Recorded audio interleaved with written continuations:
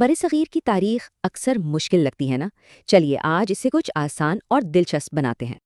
ان پیچیدہ تاریخی واقعات کو رٹنے کے بجائے ہم ایک بہت ہی سیدھے سادے خاکے سے سمجھیں گے۔ انگریزوں کی سب سے بڑی اور مشہور چال کیا تھی؟ تقسیم کرو اور حکومت کرو، بس یہی بنیاد تھی۔ مقصد بالکل صاف تھا، ہندوؤں اور مسلمانوں کو آپس میں لڑائے رکھو تاکہ وہ کبھی متحد ہو ہی نہ سکیں۔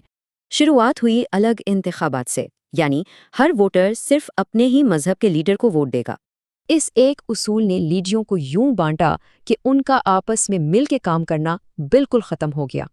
پھر باری آئی سرکاری نوکریوں کی۔ قابلیت کو سائڈ پر رکھ کر نوکریاں صرف مذہب کی بنیاد پر بانٹی گئیں۔ اس چال کا نتیجہ دلوں میں شدید حسد اور یہ ڈر کہ کہیں دوسرا ہمارے حقوق نہ چھین لے۔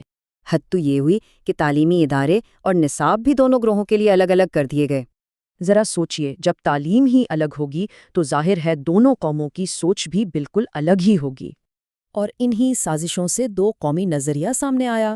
مسلمانوں کو احساس ہوا کہ وہ ایک بالکل الگ قوم ہے، کیونکہ ان کا رہن سہن، زبان، تاریخ اور سب سے بڑھ کر مذہبی عقائد ایک دوسرے سے بالکل مختلف تھے۔ یہ بات شیشے کی طرح صاف ہو گئی کہ یہ دونوں ایک ہی ملک میں امن سے نہیں رہ سکتے۔ ایسے میں علامہ اقبال آگے آئے۔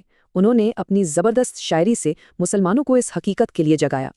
ان کا خواب ایک ایسا الگ وطن تھا جہاں مسلمان اپنے مذہب کے مطابق بالکل آزاد زندگی گزار سکیں۔ قائد اعظم بھی سمجھ گئے کہ انگریزوں کے جانے کے بعد ہندو اکثریت مسلمانوں کا جینا محال کر سکتی ہے۔ اس لیے انہوں نے دو قومی نظریے کو مضبوط کیا اور ڈنکے کی چوٹ پر پاکستان کا مطالبہ کر دیا۔ اب ان سب کو یاد کیسے رکھیں؟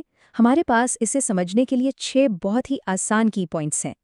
پہلا ہے چال، یعنی تقسیم کرو اور حکومت کرو۔ دوسرا ہے ووٹ، جس کا مطلب ہے الگ انتخابات۔ تیسرا لفظ نوکری، یعنی ملازمتوں میں تفریق۔